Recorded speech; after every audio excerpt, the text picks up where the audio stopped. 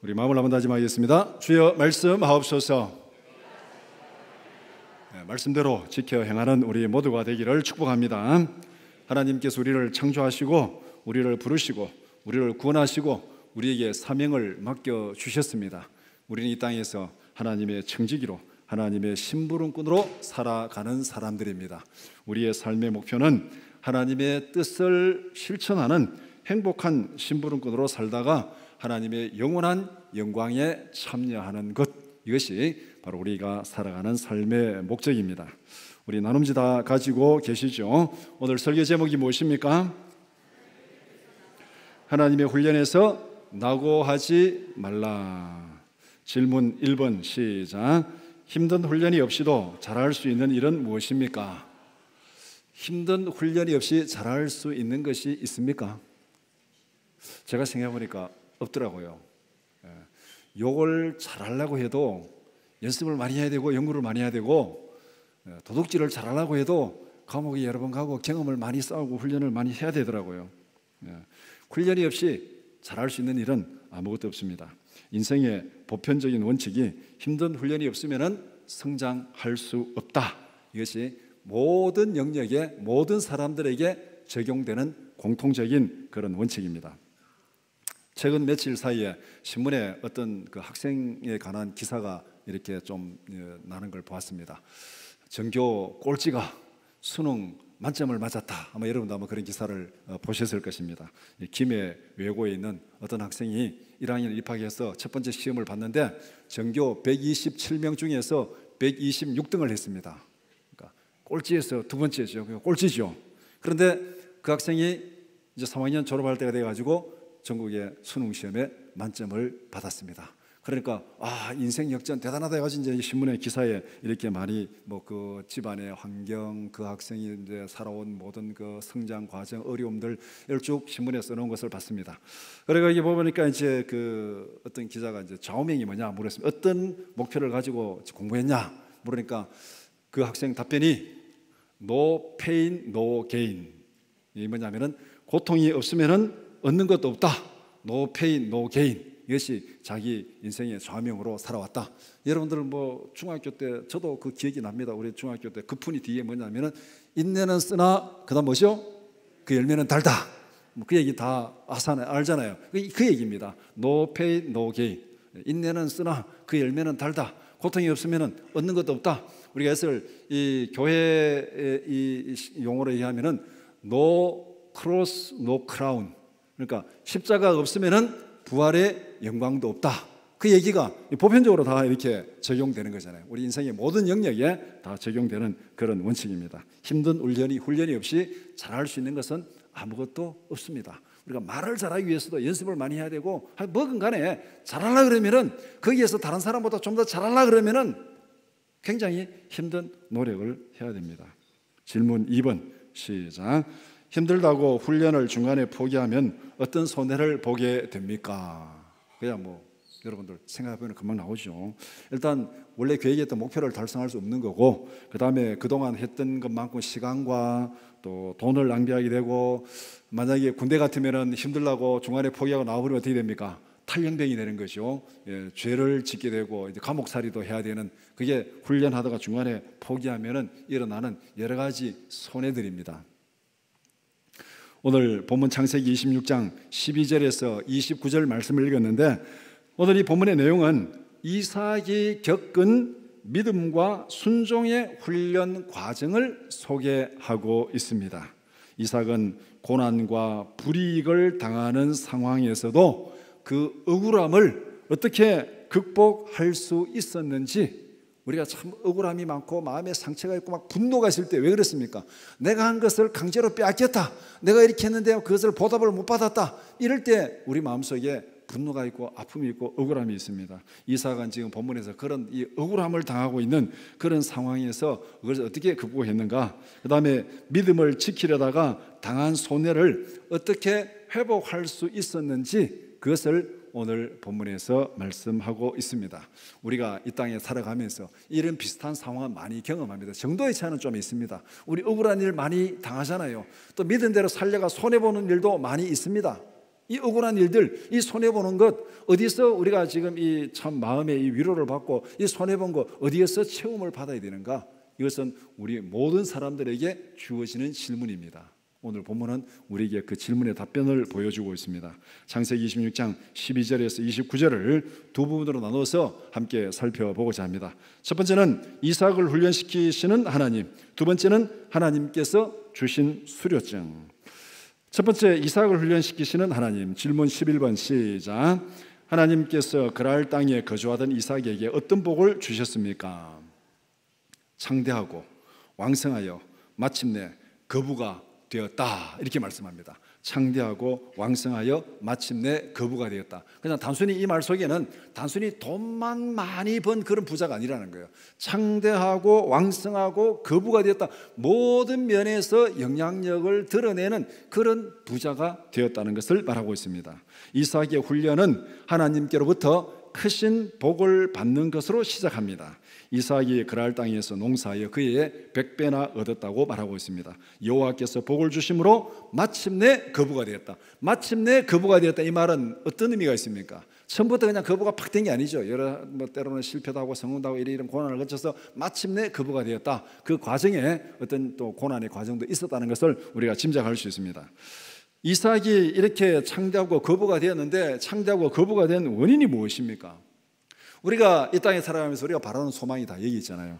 우리도 창대하고 왕성하고 거부가 되는 이런 꿈을 우리가 다 가지고 있고, 또 이런 바람을 가지고 있고, 아이고 나는 이제 인생 다 살았다. 그렇지만 우리 자녀들이 그렇게 되기를 바라고 우리 손자들이 그렇게 되기를 바라는 거, 이거는 우리 모든 사람들에게 지울 수 없는 그런 바람이잖아요. 그러면은 이렇게 창대하고 거부가 된 원인이 무엇인가? 이것을 우리가 분명히 봐야 됩니다. 12절에 여호와께서 복을 주심으로, 여호와께서 복을 주심으로, 이것이 여기서 핵심이에요. 이삭이 농사를 잘 지어서 거부가 된 것 아닙니다. 이삭은 유목민이잖아요. 유목민이 농사를 잘 짓는다는 것은 상식적으로 조금 그렇게 신뢰가 안 가는 거죠.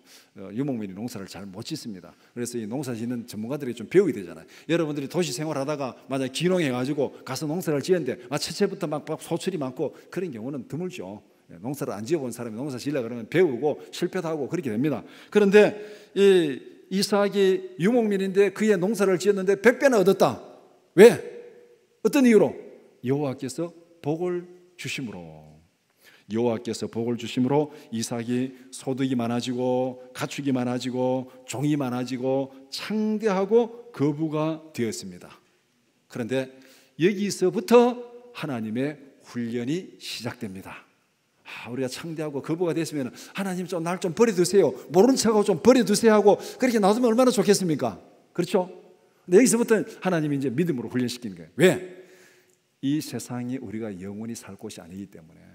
창대하고 거부가 되어도 그거 우리가 영원히 누리는 게 아니고 그거 다 두고 떠날 때가 있기 때문에 하나님께서 그 다음에 거기서 훈련을 시키는 겁니다. 훈련을 시키는데, 여러분들이 가난하고 고생할 때 훈련받는 것이 힘듭니까? 부자가 되고 편안할 때 훈련받는 것이 힘듭니까? 어느 쪽이 힘들어요? 가난하고 고생할 때는요, 훈련이 힘들지 않습니다. 왜? 집에 들어가도 고생이고 나와도 고생이고 훈련받으러 가도 고생이고 똑같아요. 그거는 힘들지 않습니다. 그게 삶이니까. 옛날에 여러분들 다 못 먹고 이렇게 가난할 때 힘든 거 없었잖아요. 더우면 더운 대로, 추우면 추운 대로 에어컨 없어도 힘든 거 전혀 몰랐잖아요. 집에 가도 덥고 나와도 덥고 교회 와도 덥고 다 더우니까 의뢰이 더운갑다. 가난하고 힘들 때는 훈련으로 별로 힘들지 느껴지지 않습니다. 그런데 부자가 되고 편안해지면은 훈련이 힘들어집니다. 왜? 안 하다 갈라니까. 집이 따뜻하고 집이 시원하니까 어때 수련회 가가지고 에어컨 없고 히터 없으면 와 이런 데 와가지고 수련회 하란 말이냐, 비대도 없는 데 와가지고 수련회 하란 말이냐, 집에 다 비대가 있으니까 힘들잖아요. 이게 바로 이삭이 지금 훈련받는 이 시점입니다. 부자가 되고 거부가 되고 편안한데 하나님의 훈련이 시작되니까 이삭의 훈련 과정이 정말 이 믿음의 훈련이지만 얼마나 견디기 힘들었을까 우리가 한번 충분히 상상해 볼 수 있는 상황입니다. 질문 12번 시작. 블레셋 사람들은 거부가 된 이삭을 어떻게 시기하고 괴롭혔습니까? 이삭이 부자가 되고 거부가 되면 사람들이 좀 가만 놔두고 하나님도 좀 가만 놔두고 편안하게 살도록 좀 놔두면 얼마나 좋겠습니까? 그런데 이 세상은 그렇지 않습니다. 하나가 부자가 되면 옆에서 또 괴롭히는 사람들이 있어요. 또 막 시기하는 사람도 있습니다. 블레셋 사람들은 이삭이 복을 받는 꼴을 두고 볼 수가 없었습니다. 이런 보편적인 사람들의 심성을 우리는 이렇게 속담을 통해서 많이 얘기를 합니다. 사촌이 논을 사면은 뭐라고요? 배가 아프다. 요새는 사촌이 논을 살 일이 별로 없잖아요. 도시에서. 사촌이 아파트를 사면은 배가 아프다. 아마 이렇게 속담을 바꿔야 될지 모르겠습니다. 그러니까 배가 좀 덜 아프라고 요새는 뭐 사촌도 별로 안 많죠. 옛날에 사촌이 많았는데 요새는 형제도 별로 없으니까 사촌도 별로 없고 아마 배 아플 일이 좀 덜 할지도 모르겠습니다. 블레셋 사람들도 똑같았습니다. 블레셋 사람들 볼 때 이삭은 누굽니까? 타지인이에요. 타지인. 나그네로 와서 삽니다. 타지인이 와서 사는데 이거 하는 일마다 막 복을 받고 농사지는데 막 100배나 소득을 얻고 거부가 되니까 이 블레셋 사람들이 배가 아파서 볼 수가 없습니다. 그래서 이제 텃세가 시작되는 겁니다. 쉽게 말해 텃세가 시작되는 거예요. 자기들이 살고 있는 땅에 타지인이 와가지고 막 사업을 하는데 막 번창하고 막 돈도 많이 벌고 그러니까 그 본토배기가 가만히 있겠습니까? 우리도 텃세 하잖아요.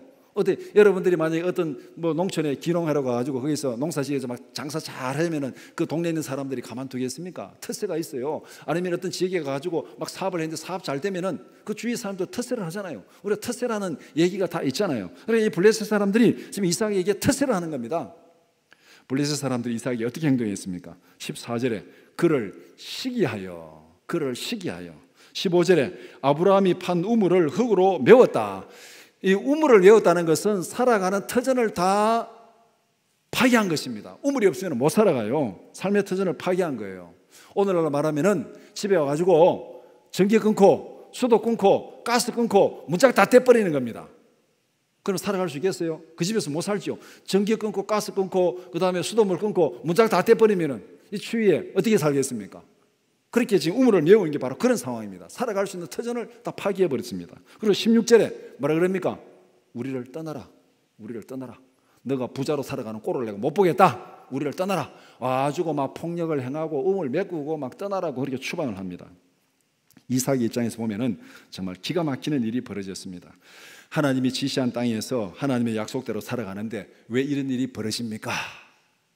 이삭 입장에서 보면은 원망과 불평이 차고 넘치는 그런 상황이 벌어졌습니다. 앞에 1절부터 보면은 이제 기근이 생겨야지 애굽으로 내려가려는데 하나님께서 애굽으로 내려가지 말고 여기 머물러라 그랬잖아요.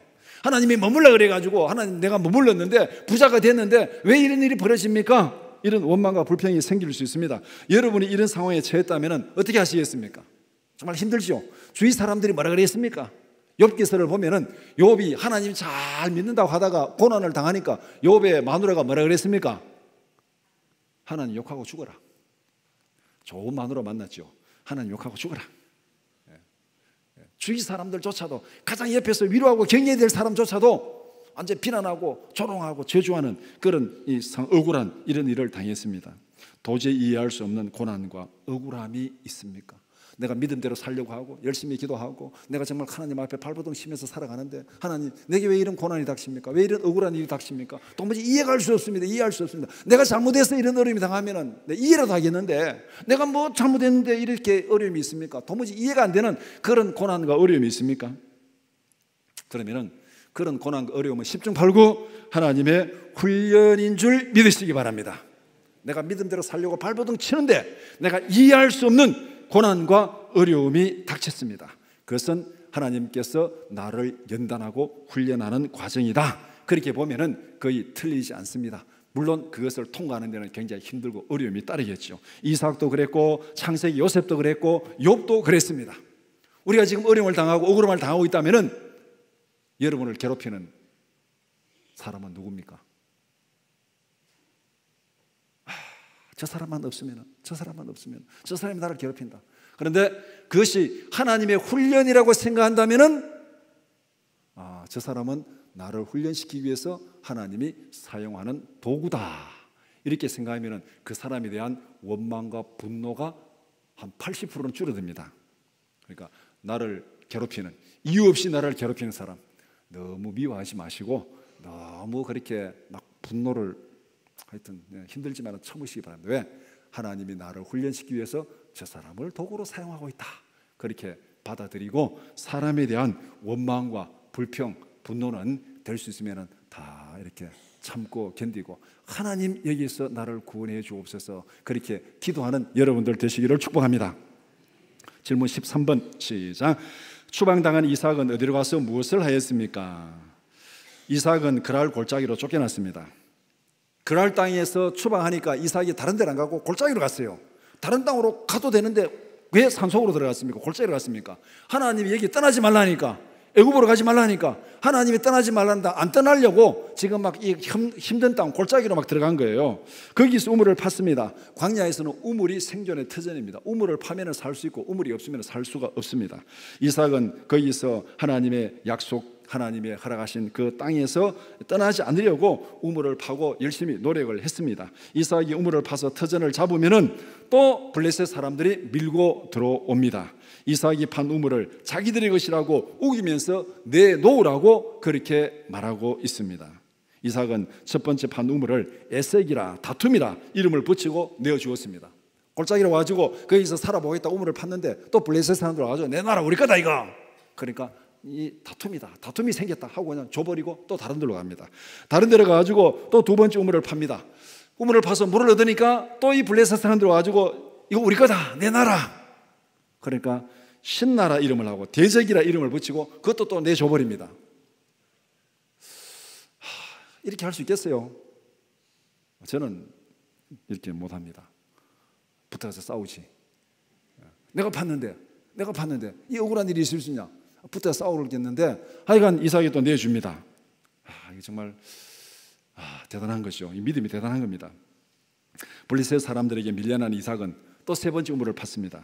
블레셋 사람들이 거기까지는 따라오지 않았습니다. 아마 좀 멀리 갔겠죠. 뭐 산을 하나 넘어갔든지 어쨌든 좀 멀리 갔는데 거기는 따라오지 않았습니다. 거기서는 다툼이 없었습니다. 그래서 이삭이 그 이름을 르호봇, 장소가 넓다, 이렇게 이름을 붙이고 하나님을 찬양했습니다. 22절에 이제는 여호와께서 우리를 위하여 넓게 하셨으니 이 땅에서 우리가 번성하리로다.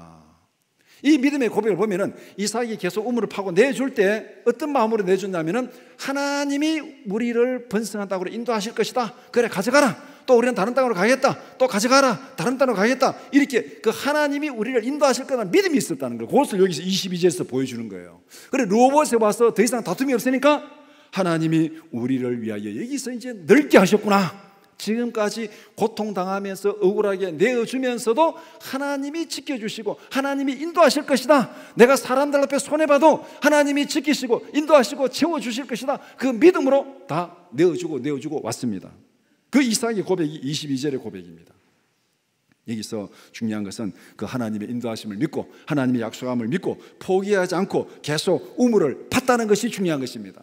한 번 우물 파고 안 되니까 하나님 이룰 수 있습니까? 원망하고 포기할 수도 있잖아요. 두 번 파고 하나님 이룰 수 있습니까? 포기할 수도 있잖아요. 그런데 이삭은 그래도 하나님이 인도하실 거야, 하나님이 채우실 거야 믿고 두 번, 세 번 계속 팠다는 게 그게 중요한 겁니다.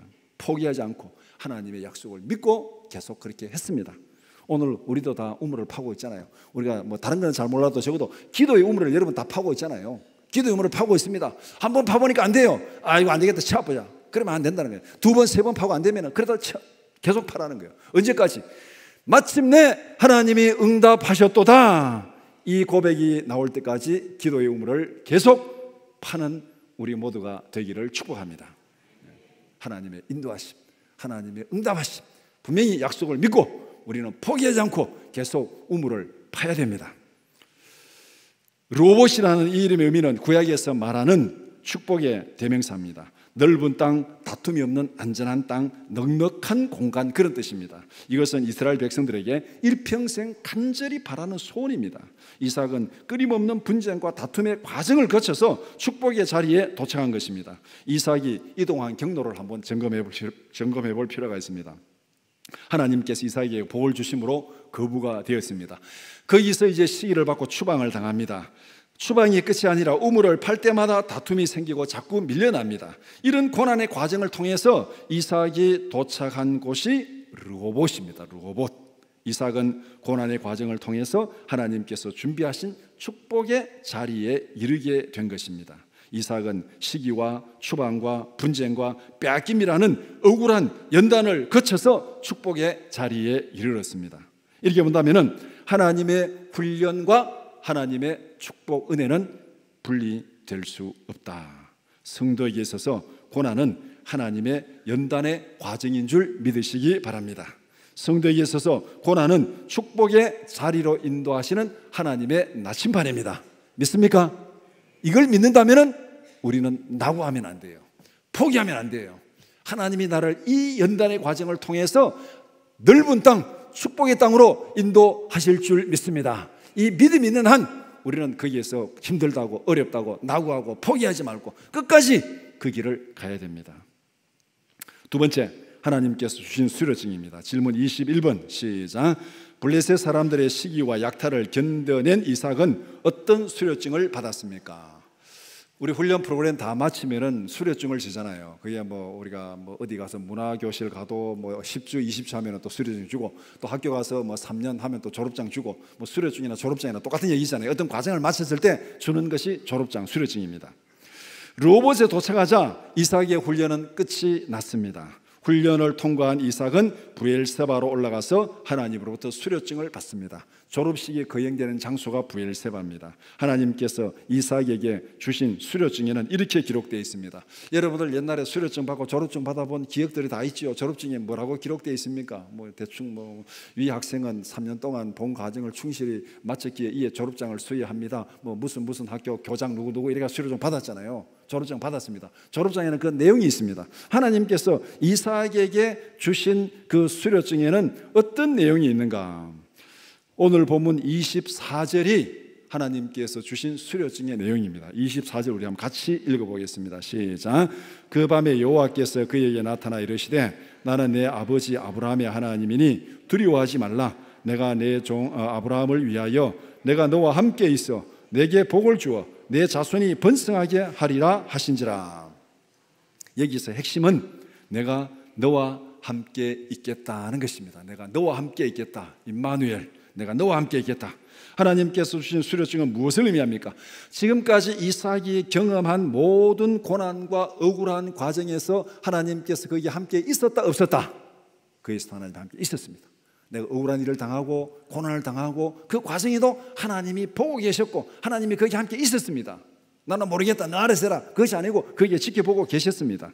이삭이 경험한 모든 고난은 하나님께서 계획하신 훈련의 과정이었습니다. 뿐만 아니라 훈련을 잘 통과한 이삭에게 아주 중요한 약속을 주셨습니다.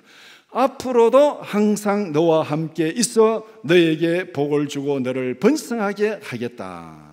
훈련을 잘 마친 이삭에게 이것보다가 더 큰 상급과 영광이 어디에 있겠습니까? 우리도 하나님 앞에 믿음의 훈련을 잘 마치고 이런 수료증을 받는 우리 모두가 되기를 축복합니다. 하나님으로부터 푸짐한 부상이 따르는 수료증을 받아드는 우리 믿음의 사람들이 되기를 바랍니다. 질문 22번 시작. 하나님의 수료증을 받은 이삭은 어떻게 행동했습니까? 거기에서 제단을 쌓고 하나님께 감사의 제사를 드렸습니다. 여기서 끝난 것이 아니고 거기에 장막을 치고 틀을 잡았습니다. 여기 살겠다는 거예요. 하나님이 인도하신 이 땅, 하나님이 복을 주신 이 땅에 살겠다. 이삭의 종들이 거기서도 우물을 팠다 그랬습니다. 하나님이 인도하신 곳에 틀을 잡고 살겠다는 것, 그 결의를 지금 여기서 보여주고 있습니다. 하나님 앞을 떠나지 않고 하나님과 동행하는 삶을 살겠습니다. 이삭은 2절에서 말씀하신 하나님의 명령에 충실히 순종하고 있습니다. 그러니까 25절에서 이삭이 보인 그 행동은 2절에서 하나님의 명령에 그대로 순종하는 거예요. 26장 창세기 26장 2절 한번 같이 보겠습니다. 여호와께서 이삭에게 나타나 이르시되 애굽으로 내려가지 말고 내가 내게 지시하는 땅에 거주하라. 기근이 들었다고, 여기 힘들다고 애굽으로 내려가지 말고 내가 내게 지시한 그 땅에 거주하라. 하나님께서 그렇게 명령하셨습니다. 그 명령하니까 이삭이 이제 그 25절에서 거기에서 장막을 짓고 그 다음에 우물을 파고 거기에서 지금 틀을 잡고 살고 있습니다. 하나님의 명령에는 항상 하나님의 약속이 따릅니다. 창세기 26장 3절 4절 말씀 시작. 이 땅에 거류하면 내가 너와 함께 있어 네게 복을 주고 내가 이 모든 땅을 너와 네 자손에게 주리라. 내가 네 아버지 아브라함에게 맹세한 것을 이루어 네 자손을 하늘의 별과 같이 번성하게 하며 이 모든 땅을 네 자손에게 주리니 네 자손으로 말미암아 천하 만민이 복을 받으리라. 이 땅에 거주하면은 너가 복을 받고 이 땅을 너에게 주고 너가 거부가 되고 부자가 되고 창대하게 되고 너 혼자 잘 먹고 잘 살아가 아니고 너를 통해서 만민이 천하 만민이 복을 받게 되리라. 우리 이런 부자가 되어야 됩니다. 우리가 부자가 되면, 여러분이 부자가 되면은 여러분의 주위에 있는 사람들도 복을 받는, 여러분이 부자가 되면은 여러분의 주위에 있는 사람들이 막 손해보고 막 이렇게 착취당하고 그러면은 그 참다운 부자가 아니죠. 하나님이 뭐 우리에게 원하시는 부자나 바라 이런 부자입니다. 우리가 부자가 되고 창대하게 되면은 우리를 통해서 천하 만민이 복을 받는 그런 부자가 되게 만들어 주겠다. 그렇게 하나님께서 이삭에게 약속하셨습니다. 이 말은 무슨 말입니까? 은혜를 받을 때 교만하지 말고 더 충성스럽게 순종하는 삶을 살아라 이 얘기입니다. 이삭이 거부가 되었습니다. 부자가 되었습니다. 로봇에 왔습니다. 하나님 앞에 복을 받았습니다. 어떻게 했습니까? 하나님을 떠났습니까? 거기에 더 머물렀습니까? 거기에 더 머물렀죠. 일반적으로 사람들이 하나님 앞에 가난할 때 힘들 때 기도하고 막 노래해가지고 막 부자가 되고 돈을 많이 벌었습니다. 그러면은 하나님 앞에 더 열심히 기도할까요? 하나님을 멀리 떠날까요? 일반적으로, 여러분 말고 일반적으로 어떻게 합니까? 가난하고 힘들 때는 열심히 나와서 기도하고 예배하고 하다가 돈 많아지고 부자가 되면은 좀 배가 부르니까 이제는 하나님 슬슬 떠나는 게 일반적인 모습이잖아요. 그런데 오늘 이 본문에 이삭은 그렇지 않았습니다. 거부가 되고 창대하게 되니까 거기에 털을 잡고 하나님을 떠나지 않겠습니다. 거기에 털을 잡고 살아가는 거예요. 그러니까 하나님은 더 큰 복을 주잖아요. 장래에 이 땅을 다 내게 주고 너를 번성케 하고 천하 만민이 복을 받는 그런 복을 주리라. 우리가 은혜 받고 그 다음에 그 자리에서 교만해가지고 하나님을 떠나면은 거기까지입니다. 거기 가지고 그 다음에 하나님이 자꾸 거두어 가십니다. 그런데 은혜 받았을 때 교만하지 않고 하나님 내가 더 열심히 하나님과 동행하겠습니다 하면은 그것이 출발입니다. 그것이 출발. 우리가 받은 은혜가 거기까지 끝날래요? 그것이 출발이 되는 복이 될래요? 이거는 은혜 받을 때 우리의 마음 결단에 따라 달라진다는 것입니다. 질문 23번 시작. 수료식을 마친 후에 이삭의 위상은 어떻게 달라졌습니까?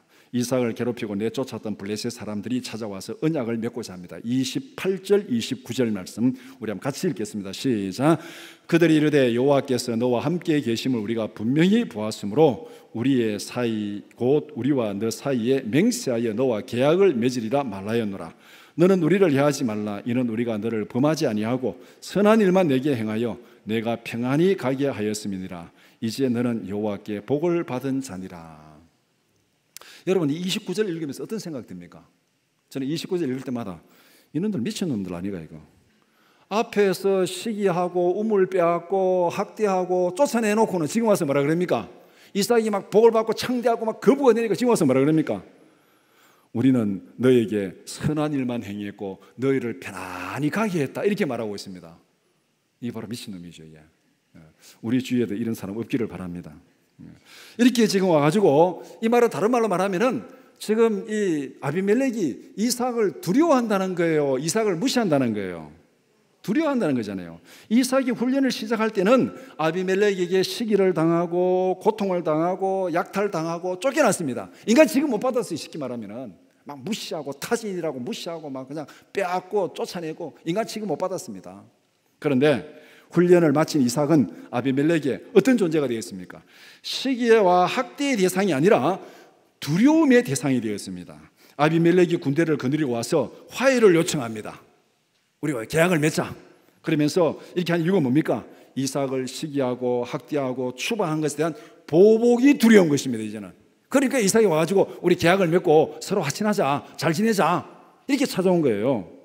그렇게 우리에게 잘못하고 상처를 주고 막 괴롭히는 사람이 어느 날 찾아와가지고 야 미안하다 우리 이제 화해하자 이렇게 하면은 여러분의 분이 풀리겠습니까? 안 풀리겠습니까? 풀리죠. 예. 그래 아니까 다행이다. 분이 풀리잖아요. 이삭의 이 억울함을 하나님이 이렇게 풀어주는 거예요. 지금 이렇게 풀어주는 거예요. 아비멜렉이 와가지고 이제 화해하자고 그렇게 지금 찾아왔습니다. 여기서 아비멜렉이 이삭을 찾아온 중요한 이유를 놓치면 안 됩니다. 왜 찾아왔습니까? 28절에 여호와께서 너와 함께 계심을 우리가 분명히 보았으므로, 여호와께서 너와 함께 계심을 우리가 분명히 보았으므로. 29절에 이제 너는 여호와께 복을 받은 자니라. 이삭이 어떤 타지에 나그네가 하나 왔습니다. 그러니까 막 무시하고 학대하고 막 쫓아보냈습니다. 근데 가만히 보니까 이 사람이 보통 사람이 아니에요. 하나님이 함께 하시고 하나님이 복을 주시는 거예요. 이 잘못했다는 큰일 나겠다 이거. 하나님이 함께하는 자, 하나님이 복을 주는 자, 이 우리 잘못했다는 큰일 나겠다. 그래서 찾아와가지고 이삭에게 지금 이 계약을 맺자는 거예요. 이삭의 위상이 누구를 인하여 달라졌습니까? 하나님을 인해서. 하나님이 함께 하심으로 세상에서 이삭의 위상이 완전히 달라졌습니다. 하나님이 함께 하심으로 세상에서 하나님의 영광을 드러내는 우리 모두가 되기를 축복합니다. 하나님이 함께 하심으로 우리의 위상이 달라지고, 하나님이 함께 하심으로 나와 함께 하시는 하나님이 세상에 영광을 받는, 이것이 우리가 살아가는 삶의 목적입니다. 이게 목적. 이게 하나님을 영원하게 하고 영원토록 그를 즐거워하는 삶이 바로 이거예요. 하나님이 함께 하심으로 우리가 세상에서 존귀한 자가 되고, 하나님이 함께 하심으로 나를 통해서 하나님이 영광을 받는, 오늘 이삭의 그림이 그렇게 완성되고 있습니다. 말씀을 정리해 봅시다. 성도에게 있어서 고난은 하나님이 계획하신 훈련의 과정입니다. 고난이라는 훈련을 통해서 하나님께서 이루시고자 하는 목적은 두 가지입니다. 첫 번째는 성도가 고난을 극복하는 과정은 오직 하나님만 의지하는 믿음을 배워가는 과정입니다. 성도는 고난을 통해서 하나님과 동행하는 삶을 배우게 됩니다. 대표적인 경우가 광야 40년 동안 이스라엘이 훈련받은 것입니다. 오직 하나님만 의지하는 훈련을 받은 거예요. 광야는 죽음의 땅입니다. 먹을 것도 없고 마실 것도 없고 거기는 아무것도 없습니다. 그러나 하나님이 함께 하시면 그 광야는 축복의 땅입니다. 이스라엘 백성들 40년 동안 먹을 것이 있었고 입을 것이 있었고 마실 것이 있었습니다. 무엇을 가르칩니까? 하나님만 의지해라, 하나님만 의지해라. 이것을 가르치는 것이 고난의 연단의 과정입니다. 연단의 과정을 통해서 오직 하나님만 의지하는 믿음의 사람들로 세워지는 우리 모두가 되기를 축복합니다. 우리가 고난이 있을 때, 힘든 어려움이 있을 때, 내가 해결하지 못한 고난을 만날 때 우리는 오직 하나님 앞에 달라붙잖아요. 하나님 앞에 달라붙잖아요. 야, 내 힘으로 되지 않는다 이거. 내가 할 수 없다. 하나님만 하실 수 있습니다. 고난은 바로 하나님만 의지하고 하나님과 동행하는 삶을 훈련시키는 과정이다. 두 번째는 성도가 고난을 극복하는 과정은 하나님의 영광을 드러내는 과정입니다. 이삭이 고난을 잘 통과함으로 누가 영광을 받았습니까? 이삭 자신이 세상으로부터 존귀하게 되는 영광을 받았습니다. 뿐만 아니라 이삭과 함께 하신 하나님이 세상으로부터 영광을 받았습니다. 블레셋 사람들이 이삭을 찾아와서 계약을 맺자, 화친하자, 너와 함께 하시는 하나님 우리가 분명히 보았다. 하나님께 영광을 돌리고 있잖아요. 인간의 제일 되는 목적이 무엇입니까? 하나님을 영원롭게 하고 그를 영원토록 즐거워하는 것입니다. 우리의 사명은 멀리 있는 것이 아닙니다.